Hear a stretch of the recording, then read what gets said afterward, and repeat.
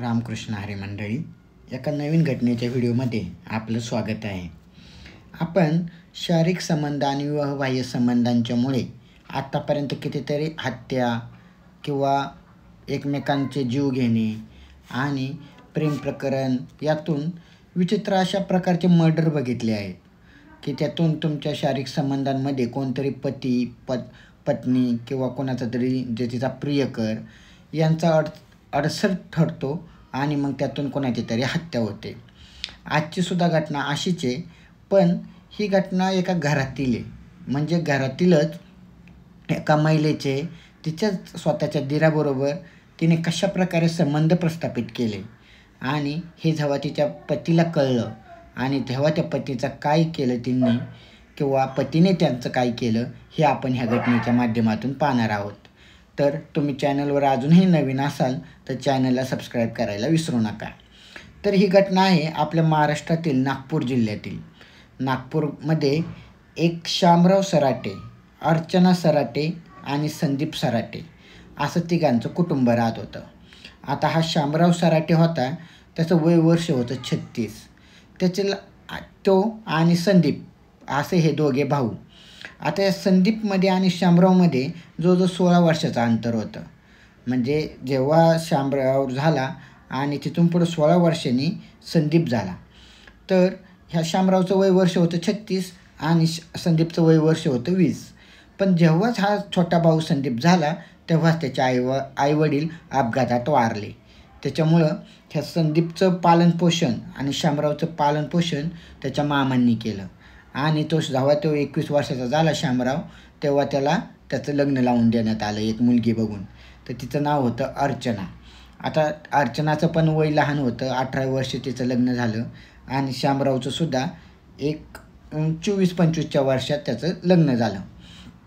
आता त्यांचं सुखाचा संसार चालू होता. सुरुवातीला ज्याप्रमाणे त्यांचं नेहमी आपल्या सर्वांचा जसा सुखाचा संसार असतो, नव्याचे 9 दिवस असतात, तशा त्यांचा सुखाचा संसार चालू असतानाच त्यांना एक मुलगा झाला आणि सगळं व्यवस्थित चालू होतं. पण हळूहळू जसं वय वर्ष वाढत गेलं तसं ह्या शामरावच्या बायकोच्या ज्या शारीरिक गरजा होत्या त्या नेहमीप्रमाणे म्हणजे बाकीच्या सुद्धा आपण घटनांमध्ये जसं पाहतो तसं हिची शारीरिक गरज ही भागायला लागली नाही. ती अतृप्त राहायला लागली. आणि आता शामराव होता, त्याची शरीरयष्टी वाढत चालली. तो उदरनिर्वाहासाठी एका कंपनीत काम करायचा. तिथं त्याला कधी फर्स्ट, सेकंड आणि नाईट शिफ्टलासुद्धा जावं लागायचं.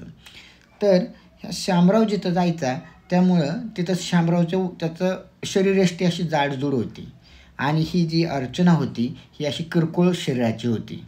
आता शामरावचं शरीर, ज्या माणसाची शरीरयष्टी किंवा त्याचं वजन जास्त असतं 100च्या पुढे किंवा त्यांचा शारीरिक संबंधावर त्याचा परिणाम होतो. तर माणसाची हालचाल कमी झाली की त्याचे शारीरिक संबंधावर सुद्धा परिणाम होतो. आणि तीच गोष्ट शामरावच्या बाबतीत व्हायला लागली.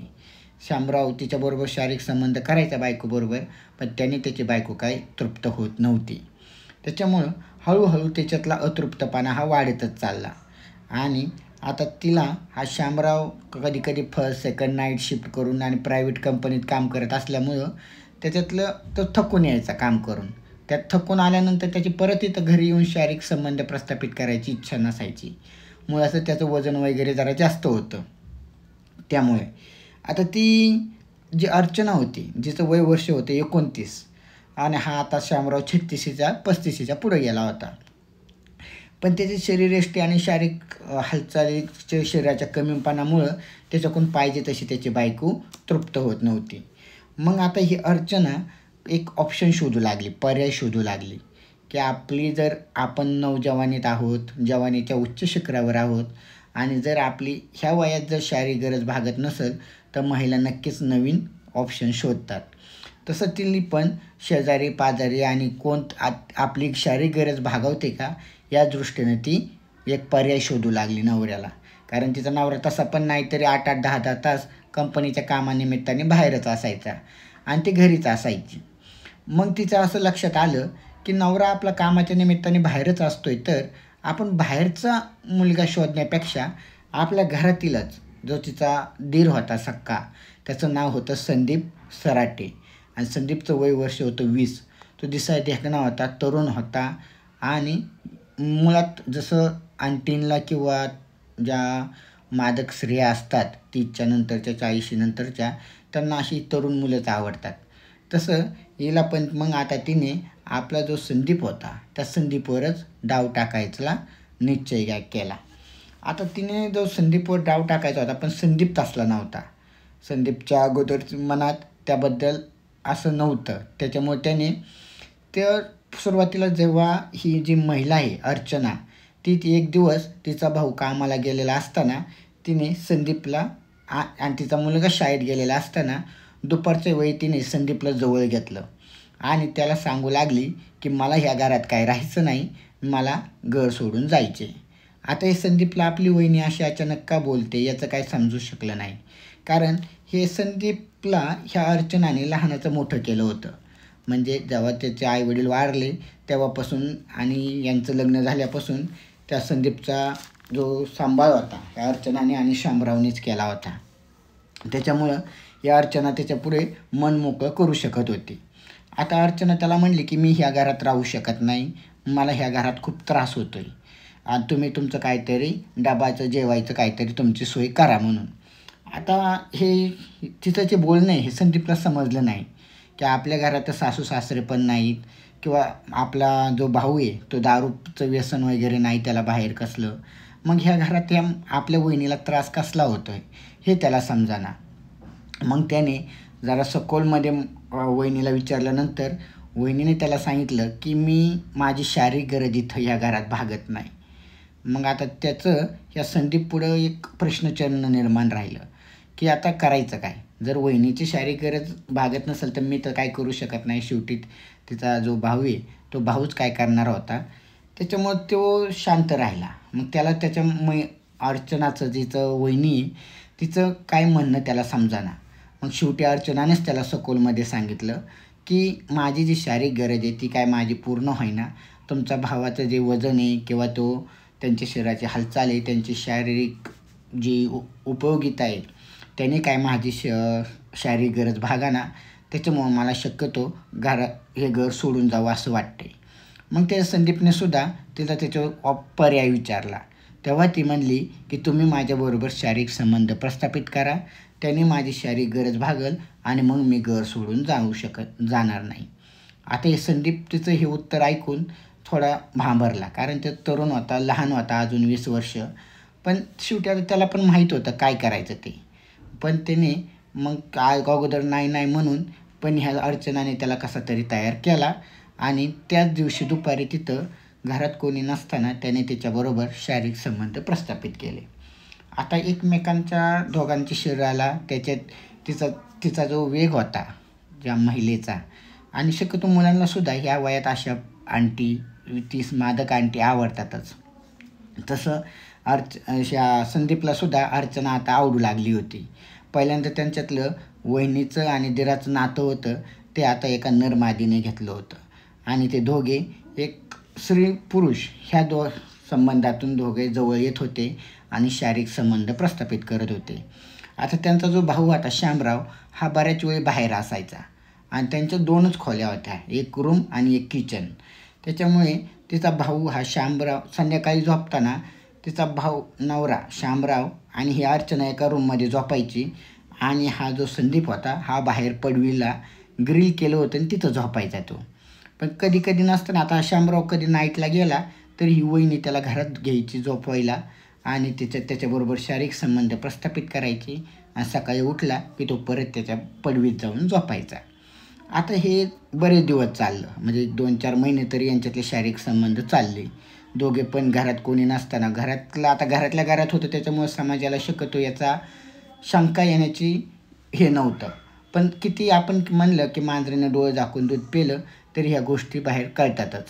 तसं आता एक दिवशी हा शामराव कंपनीत नाईटला शिपला गेला होता आणि त्याच्या कंपनीतली नेमकी लाईट गेली आणि त्या दिवशी सर्वांना रात्री 1:30 वाजता घरी पाठवलं. आता घरी जेव्हा तो आला रात्री 1:30 वाजता तर त्याचा भाऊ घरामध्ये बाहेर पडवीमध्ये नव्हता, तो आतमध्ये होता. तर तो जेव्हा आतमध्ये गेला तेव्हा यांनी बाहेर ग्रिल होतं, शामरावने ग्रिलचं लॉक वगैरे वाजवलं कुलूप, तर तिकडून आतमधून खडबडून असा तिचा जो संदीप होता तो आतमधून रात्री 1:30 वाजता बाहेर आला आणि पडवीत येऊन झोपला. तो घामाघूम झालेला होता. म्हणजे रात्री त्यांचे 1:30 वाजता अर्चनाचे आणि संदीपचे शारीरिक संबंध चालू होते. तेवढ्यात हा त्यांचा नवरा आला होता शामराव.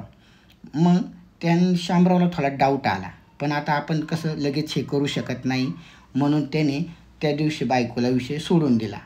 आता त्याला असं लक्षात आलं की आपण हे पकडलं पाहिजे यांना, म्हणजे याच्यात नक्कीच काहीतरी त्याला झोलमोल दिसला.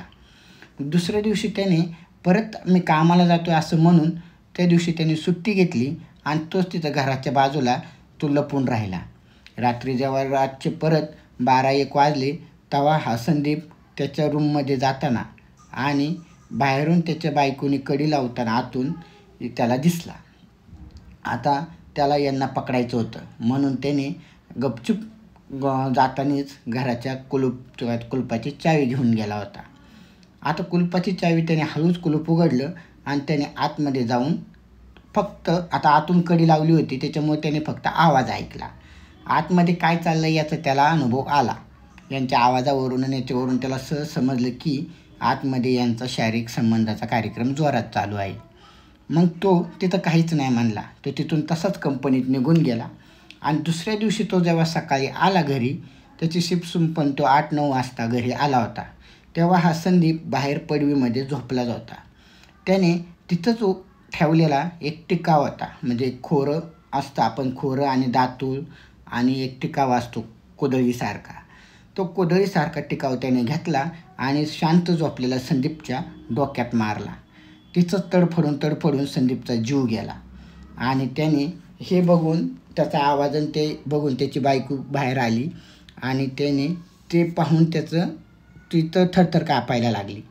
आता तिला काय करावं ते समजाना. मग तिने असं का केलं सांगितलं तर ह्या शामरावने तुमच्या जे शारीरिक संबंध चालू आहेत हे मी पाहिलं होतं, मला समजलं होतं, म्हणून मी माझ्या भावाला मारलं असं त्याने सरळ सांगितलं.